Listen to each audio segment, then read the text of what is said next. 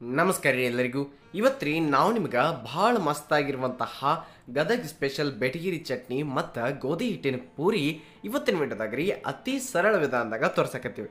ಎರಡದ್ರದ್ದು ಒಂದು ಅವಿನಾಭಾವ ಸಂಬಂಧ ರೀ, ಅಷ್ಟು ಮಸ್ತ್ ಒಂದು ಬೆಸ್ಟ್ ಕಾಂಬಿನೇಷನ್ ಅಂತ ಹೇಳ್ಬೋದು. ನಾವು ಈಗಾಗಲೇ ನಿಮ್ಗೆ ಒಂದು ಚಾನಲಾಗಿ ತೋರಿಸಿದ್ದೀವಿ, ನಿಮಗೆ ಹೇಳ್ತೇನೆ ನಾನು. ಅದಕ್ಕಿಂತ ಮೊದಲ ಸಬ್ಸ್ಕ್ರೈಬ್ ಮಾಡಿಲ್ಲ ಅಂತಂದ್ರೆ ತಪ್ಪಲಾರ್ದ ನಮ್ಮ ಚಾನಲನ್ನು ಸಬ್ಸ್ಕ್ರೈಬ್ ಮಾಡಿಬಿಡ್ರಿ. ನಿಮ್ಗೆ ಈಗಾಗಲೇ ಹೇಳಿದಂಗೆ ಅಮ್ಮ ಮಗನ ಕೈ ರುಚಿ ಒಳಗ್ರಿ ಯಾರಿಗೆ ಗೊತ್ತಿಲ್ಲ ಅವ್ರಿಗೆ ಹೇಳ್ತೀನಿ ರೀ. ನಾವು ಈಗಾಗಲೇ ತೋರಿಸಿದೀವಿ, ಅದನ್ನು ಈಗ ಸಿಂಪಲಾಗಿ ಮತ್ತೊಮ್ಮೆ ನಿಮ್ಗೆ ನಮ್ಮ ಸವಿರುಚಿ ಸೊಬಗದಾಗ ತೋರ್ಸಾಕತ್ತೀವಿ. ಹಾಗಾದ್ರೆ ಹೆಂಗೆ ಮಾಡೋದು ರೀ? ಮೊದಲಿಗೆ ಏನು ಮಾಡಿರಿ ಅಂತಂದ್ರೆ 1.5 ಕಪ್ ಗೋಧಿ ಹಿಟ್ಟಿಗೆ ಸ್ವಲ್ಪ ಉಪ್ಪನ್ನು ನೀವು ಸೇರಿಸ್ಬೇಕಾಗತ್ತೆ. ಎಷ್ಟು ಬೇಕೋ ನೋಡ್ಕೊಂಡು ರುಚಿಗೆ ತಕ್ಕಷ್ಟ ಉಪ್ಪ ನೀವು ಹಾಕಿ ಆಮೇಲೆ ಅದನ್ನು ಒಮ್ಮೆ ಮಿಕ್ಸ್ ಮಾಡ್ತಿರ್ಲ ಸ್ವಲ್ಪ ನೀರು ಹಾಕಬೇಕು. ನೀರು ಹಾಕಿ ನಾವೇನು ಮಾಡ್ಬೇಕ್ರಿ, ಕಣಕ ಚಂದಂಗಿ ನಾದಬೇಕು, ರೆಡಿ ಮಾಡಿ ಇಟ್ಕೊಂಡ್ಬಿಡ್ರಿ. ಕರೆಕ್ಟಾಗಿ ನೀವು ಒಂದ್ಸಲಿ ಕಣಕ ನಾದ್ತಿರ್ಲ ಅದನ್ನು ಒಂದಿಟ್ಟು ಚಲೋ ತಂಗಿ ನೀವು ಮಿದ್ಬೇಕಾಕತಿ. ಆಮೇಲೆ ಏನು ಮಾಡಿರಿ, ಒಂದು ಬರಣಿ ಮುಚ್ಚಿ ಇಟ್ಟುಬಿಡ್ರಿ. ಅದನ್ನು ಅಲ್ಲಿ ತನಕ ನಾವು ಬೆಟಗೇರಿ ಚಟ್ನಿ ಮಾಡೋಣ. ಒಂದು ಅರ್ಧ ಕಪ್ ನಾವಿಲ್ಲಿ ಹುರುಗಡ್ಲೆ ಅಥವಾ ಪುಟಾಣಿಯನ್ನು ತೊಗೊಂಡಿರ್ತೀವಿ, ಒಂದು ಅರ್ಧ ಕಪ್ ತೊಗೊಂಡಿದ್ದೀವಿ. ಅವನೇನು ಮಾಡೋರಿ, ಮಿಕ್ಸರ್ ಜಾರ್ದಾಗ ಹಾಕಿ ಒಂದು ಸಲ ಗರ್ರ ಅನಿಸಿ ಪುಡಿ ಮಾಡಿ ಪೂರ್ತಿ ಪೌಡ್ರ್ ಮಾಡಿ ನಾವು ಇಟ್ಕೊಳ್ಬೇಕು. ಮುಂದಕ್ಕೆ ಏನು ಮಾಡಿರಿ ಅಂತಂದ್ರೆ ಹಸಿಮೆಣ್ಸಿಕಾಯಿ ಬೇಕಾಕವ್ರೆ, ಅದಕ್ಕೆ ಸ್ವಲ್ಪ ಖಾರ ಕಡಿಮೆ ಇರುವಂತಹ ಹಸಿಮೆಣ್ಸಿಕಾಯನ್ನು ಒಂದು 8-10 ಹಸಿಮೆಣ್ಸಿಕಾಯಿ ತೊಗೊರಿ, ಮಿಕ್ಸರ್ ಜಾರ್ದಾಗ ಹಾಕಿರಿ. ಹಂಗೆ ಅದ್ರ ಜೊತೆ ಸ್ವಲ್ಪ ನೀವೇನು ಮಾಡಿರಿ ಅಂತಂದ್ರೆ ಉಪ್ಪು ಸೇರಿಸಿ ಅದನ್ನು ಒಂದ್ಸಲ ಗಿರ್ರ ಅನ್ಸ್ಕೊಂಡು ಬಂದು ಪೇಸ್ಟ್ ಮಾಡಿ ಇಟ್ಕೊಂಡ್ಬೇಡಿ. ಗೊತ್ತಾ, ದಮ್ದಂಗಿರಿ ನಡೀತೀವಿ.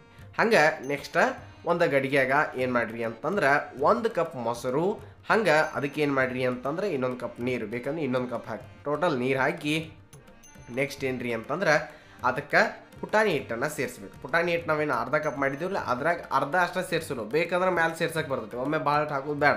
ಯಾಕಂತಂದ್ರೆ ಒಬ್ಬೊಬ್ರು ಚಟ್ನಿ ಗಟ್ಟಿ ಬಿಡ್ತಾರೆ, ಒಬ್ಬೊಬ್ಬರ ತಿಳಿ ಇರಲಿ ಅಂತಲೇ ಇಷ್ಟಪಡ್ತಾರೆ. ನಿಮಗೆ ಹೆಂಗೆ ಬೇಕೋ ನೀವು ಹಂಗೆ ಮಾಡ್ಕೋಬೋದ್ರಿ. ಆಮೇಲೆ ಚೇಂಜಸ್ ಆಮೇಲೆ ನೆಕ್ಸ್ಟ್ ಅವ್ನು ಕಡ್ಗೋಲ್ ತೊಗೊಂಡಾಗ ಗರ ಗರ ಗರ ಅಂತೇಳಿ ಚಂದಂಗೆ ಕಡಿಬೇಕು. ಹಂಗೆ ಆ ಹಿಟ್ಟು ಮಜ್ಜಿಗೆ ಅಂದರೆ ಎಲ್ಲ ಮಿಕ್ಸ್ ಆಗಬೇಕು. ನಡಬರ್ಕ ಸ್ವಲ್ಪ ಉಪ್ಪು, ಸಕ್ಕರೆ ಜಾಸ್ತಿನೇ ಯಾಕೆ ಹಾಕಬೇಕ್ರಿ ಅಂತಂದರೆ ಇದು ಸ್ವಲ್ಪ ಚಟ್ನಿ ಸ್ವೀಟ್ ಇರ್ತೈತಿ, ಹಂಗೆ ಇದಕ್ಕೆ ಸಕ್ಕರೆನ ಹಾಕಬೇಕ್ರಿ, ಬೆಲ್ಲ ಅಲ್ಲ. ಆಮೇಲೆ ಅದನ್ನು ಗರ ಗರ ಅಂತೇಳಿ ತಿರುಗಿಸಿ ಮತ್ತೆ ಮಿಕ್ಸ್ ಮಾಡಬೇಕು. ಮುಂದೆ ಒಂದು ಪಾತ್ರೆದಾಗ ಎಣ್ಣೆ ಕಾಯಕ ಇಟ್ಟು ಸ್ವಲ್ಪ ಜಾಸ್ತಿ ಎಣ್ಣೆ ಕಾಯಕ್ಕೆ ಇಟ್ಟು ಅದ್ರಾಗ 1 ಟೀ ಸ್ಪೂನ್ ನೀವೇನು ಮಾಡಿರಿ ಅಂತಂದ್ರೆ ಜೀರಿಗೆ, ಸಾಸಿವೆ ಇವೆರಡು ನೀವು ಸೇರಿಸ್ಬೇಕಾಗತ್ತಿ. ಹಂಗೆ ನೆಕ್ಸ್ಟ್ ಏನ್ರಿ ಅಂತಂದ್ರೆ ಕರಿಬೇವೆಲೆನೂ ಸೇರಿಸಿರ್ತೀವಿ, ಸ್ವಲ್ಪ ಜಾಸ್ತಿನೇ ಸೇರಿಸ್ರಿ, ಅವೆಲ್ಲ ನಡಿತೈತಿ. ಹಂಗೆ ಒಂದು ಉಳ್ಳಾಗಡ್ಡಿ ಸಣ್ಣಂಗೆ ಕಟ್ ಮಾಡಿದಂತಹ ಉಳ್ಳಾಗಡ್ಡಿ ನೀವು ಹಾಕಿ ಅಂದ್ರೆ ಈರುಳ್ಳಿಯನ್ನು ನೀವು ಹಾಕಿ ಚಲೋ ತಂಗಿ ಒಮ್ಮೆ ಫ್ರೈ ಮಾಡ್ಬೇಕ್ರಿ.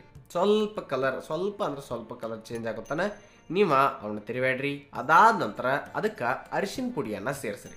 ಅರಿಶಿನ ಪುಡಿ ಸೇರಿಸಿ ಕರೆಕ್ಟಾಗಿ ಮತ್ತೊಮ್ಮೆ ಏನು ಮಾಡಿರಿ, ಈ ಉಳ್ಳಾಗಡ್ಡಿ ಮತ್ತು ಏನೇನು ಹಾಕಿದ್ದೀವ್ರಲ್ಲ ಎಲ್ಲದ್ರ ಜೊತೆನೂ ಕೂಡ್ಕೊಳ್ಳುವಂಗೆ ಅರಿಶಿನ ಪುಡಿ ನಾವು ಒಮ್ಮೆ ಮಿಕ್ಸ್ ಮಾಡಿಬಿಡ್ನು. ಅದೇನು ಆರಾಮ್ ಸರಿಯಾಗಿ ಜಲ್ದಿನ ಕೂಡ್ಕೊಂಡ್ಬಿಡುತ್ತೆ, ಹೌದಲ್ರಿ? ಇನ್ನು ಮುಂದೆ ಏನು ಮಾಡ್ಬೇಕ್ರಿ ಅಂತಂದ್ರೆ ಅರಿಶಿನ ಪುಡಿ ಎಲ್ಲ ಹಾಕಿ ತಿರುವಾಡಿರ್ತೀವಿ. ಈಗ ಖಾರ ಜಜ್ಜಿಟ್ಟಿದ್ರು ನೋಡಿ, ಅಂದ್ರೆ ಮಿಕ್ಸರ್ಗೆ ಹಾಕಿಟ್ಟಿದ್ದೀವಿ, ನೀವು ಜಜ್ಜನ್ನು ಇಟ್ಕೋಬೋದಿತ್ತು ರೀ.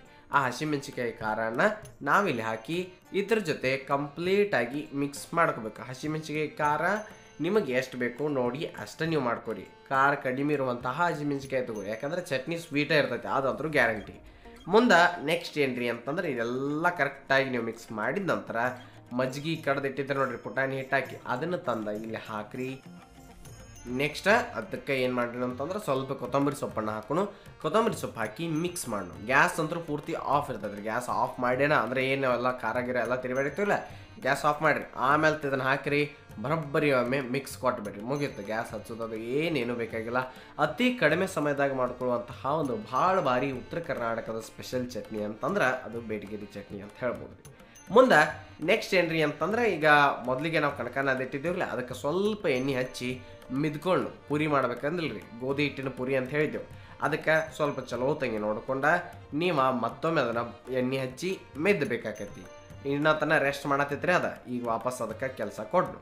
ಮುಂದೆ ಏನು ಮಾಡಿರಿ ಅಂತಂದ್ರೆ ಇದ್ರಾಗ ನಿಮ್ಗೆ ಒಂದೊಂದು ಉಳ್ಳಿ ಸ್ವಲ್ಪ ನೋಡ್ಕೊಂಡು ಎಷ್ಟು ಬೇಕೋ ಅಷ್ಟು ಸೈಜನ್ನು ಉಳ್ಳಿ ಮಾಡ್ಕೊರಿ. ಒಮ್ಮೆ ಏನ್ರಿ ಅಂತಂದ್ರೆ ದೊಡ್ಡ ಪೂರಿ ಮಾಡೋರಿದ್ರೆ ದೊಡ್ಡ ಗತ್ಲೆ ಮಾಡ್ಬೋದು, ಬಟರ್ ಟೈಪ, ಇಲ್ಲ ಸಣ್ಣ ಅಂದರೆ ಸಣ್ಣನೂ ಮಾಡ್ಬೋದು. ಅದನ್ನು ಸ್ವಲ್ಪ ಗೋಧಿ ಹಿಟ್ಟಿನಾಗ ನೀವು ಎದ್ದಿ ಅಂದ್ರೆ ಆ ಕಡೆ ಈ ಕಡೆ ಗೋಧಿ ಹಿಟ್ಟು ಹಚ್ಚಿ ಸ್ವಲ್ಪ ಕೈಯಿಂದ ತಟ್ಟಿ ಪೇಡೆಗತ್ಲೆ ಮಾಡಿ ಲಟ್ಸಕ್ಕೆ ಸ್ಟಾರ್ಟ್ ಮಾಡೋದು. ಭಾಳ ಮಸ್ತ್ ಅಂದ್ರೆ ಮಸ್ತಾಗಿ ಸಾಫ್ಟಾಗಿ ಪೂರಿ ಬರ್ತಾವೆ ಹಿಂಗೆ ಮಾಡೋದ್ರಿಂದ. ನೋಡಿ ಇಷ್ಟಿಷ್ಟ ಅಂತೇಳಿ ನಿಮ್ಗೆ ಹೆಂಗೆ ಬೇಕೋ ಅಷ್ಟು ನೀವು ಎಲೆ ರೆಡಿ ಮಾಡಿ ಇಟ್ಕೊಂಬಿಡ್ರಿ. ಅಂದ್ರೆ ಪೂರಿ ಏನು ಮಾಡತ್ತಿರ್ತಿರಲ್ಲ ಅಷ್ಟು ಎಲೆ ಅಂತೀವಿ. ಇವನ್ನ ನೀವು ಉಳಿದಿದ್ದನ್ನು ಮೊದಲ ಏನು ರೀ ಅಂತಂದ್ರೆ ನೀವು ಮೊದಲ ಎಲ್ಲ ಎಲೆಗಳನ್ನ ಲಟಿಸಿಟ್ಟು ಆಮೇಲೆ ಡೈರೆಕ್ಟ್ ಎಣ್ಣೆಗೆ ಕರಿನೂಬೋದು. ಇಲ್ಲ ಒಂದೊಂದು ಮಾಡ್ದಂಗೆ ಬಿಸಿದು ಮಾಡಿ ನಾಷ್ಟಾಗಿ ಕೊಡ್ಲೂಬೋದು. ಎಣ್ಣೆ ಒಂದು ಕಾಯಕ್ಕೆ ಇಟ್ಟಿದ್ದೀವಿ ಕಾದತ್ತಿಲ್ಲ ಅಂಥೇಳಿ ಚೆಕ್ ಮಾಡಿದ್ದಂತರ ನೀವು ಪೂರಿಯನ್ನು ಮಾಡೋಕ್ಕೆ ಸ್ಟಾರ್ಟ್ ಮಾಡ್ಬೇಕು. ಎಣ್ಣೆ ಒಳಗೆ ಕರಿಯೋಕ್ಕೆ ಸ್ಟಾರ್ಟ್ ಮಾಡ್ಬೇಕು. ಎಣ್ಣೆಗೆ ಬಿಟ್ರಿ ಎಣ್ಣೆ ಚಲೋ ತಂಗೆ ಕಾದಿತ್ತು ಅಂತಂದ್ರೆ ಸ್ವಲ್ಪ ಎಣ್ಣೆ ಮ್ಯಾಲೆ ಗೊಜ್ಜಿದ ಕೂಡಲೇ ಹಿಂಗೆ ಉಬ್ಬಿ ಭಾಳ ಮಸ್ತಾಗಿ ಸಾಫ್ಟ್ ಆಗಿರುವಂತಹ ಪೂರಿ ಮೆತ್ತಗೆ ಒಳಗ್ರಿ ಅಟ್ಟ ಚಲೋ ಅಂತಹ ಪೂರಿ ರೆಡಿ ಆಗಿರ್ತವೆ. ಗೊತ್ತಾತ್ರಲ್ಲೇ ಗೋಧಿ ಹಿಟ್ಟಿಂದಲೇನ ಆರಾಮ್ ಸರಿಯಾಗಿ ಮಾಡ್ಬೋದು. ಒಬ್ಬೊಬ್ಬರು ಏನ್ರಿ ಅಂತಂದ್ರೆ ಮೈದಾ ಇಷ್ಟ ಆಗ್ತಿರಂಗಿಲ್ಲ ಮೈದಾದ ಪೂರಿ, ಅವ್ರಿಗೆ ಹೇಳಿ ಮಾಡಿಸಿದಂತಹ ರೆಸಿಪಿ ಅಂತಂದ್ರೆ ಈ ಗೋಧಿ ಹಿಟ್ಟಿನ ಪೂರಿ ಮತ್ತು ಬೇಟಗಿರಿ ಚಟ್ನಿ. ಹೌದ್ರಿ, ಇನ್ನು ಉಳಿದಿದ್ದನ್ನು ಸೇಮ್ ಅದೇ ರೀತಿ ಎಲ್ಲನೂ ನಾವು ಎಣ್ಣೆಗೆ ಕರೆದ ತಕ್ಕೊಳತ್ತಿದ್ದೆವು. ಒಂದೀಟ ಅದು ಎಣ್ಣೆಗೆ ಮತ್ತು ಇನ್ನೊಂದು ಹಾಕತ್ತಿರ್ತಲ್ಲ ಎಣ್ಣೆ ಚಲೋ ತಂಗೆ ಕಾದಿರಬೇಕು. ಆಮೇಲೆ ಪೂರಿ ನೀವೇನು ಮಾಡ್ಬೇಕ್ರಿ, ಕರೆಕ್ಟಾಗಿ ಎಣ್ಣೆ ಗೊಜ್ಜಿ ಎರಡು ಕಡೆ ತಿರುಗಿಸಿ ಹಿಂಗೆ ದಂಡಿನೂ ಉಳಿಲಾರ್ದಂಗೆ ನೋಡ್ಕೊಂಡು ಎಣ್ಣೆಗೆ ಕರೆದ ತಕ್ಕೋಬೇಕು. ಇಷ್ಟ ಮಾಡಿದ್ರಿ ಅಂತಂದ್ರೆ ಭಾಳ ಮಸ್ತಾಗಿರುವಂತಹ ಗೋಧಿ ಹಿಟ್ಟಿನ ಪೂರಿ ಹಾಗೂ ಬೇಟಗಿರಿ ಚಟ್ನಿ ರೆಡಿ ಆಕೈತ್ರಿ. ಹಾಗಾದ್ರೆ ಈ ಒಂದು ವಿಡಿಯೋ ನಿಮ್ಗೆ ಇಷ್ಟ ಆಗೈತಿ ಅನ್ಕೋತೀವಿ. ಚಟ್ನಿನೂ ನೋಡ್ಬೋದು. ಅಕಸ್ಮಾತ್ ನಿಮಗೆ ಚಟ್ನಿ ಬೇಕು ಅಂದ್ರೆ ತಿಳಿ ಐತಿ ಇಲ್ಲ ಸ್ವಲ್ಪ ಗಟ್ಟಿ ಬೇಕು ಅನಿಸಿದ್ರೆ ಪುಟಾಣಿ ಹಿಟ್ಟು ಹಾಕಿ ಮಿಕ್ಸ್ ಮಾಡ್ಬೋದು. ಅಷ್ಟೇ ಸೊಲ್ಯೂಷನ್ ಅದಕ್ಕೆ ಮತ್ತೇನು ಇಲ್ಲ. ಹಾಗಾದ್ರೆ ಸಬ್ಸ್ಕ್ರೈಬ್ ಮಾಡಿರಿ ಅಂತೇಳಿ ಭಾವಿಸ್ತೀವಿ. ಕಮೆಂಟ್ ಲೈಕ್ ಶೇರು ಮಾಡಿಬಿಡ್ರಿ. ಇದು ಸವಿರುಚಿಯ ಸೊಬಗು ಅನ್ನದಾತ ಸುಖಿ ಭವ. ಧನ್ಯವಾದಗಳು, ನಮಸ್ಕಾರ.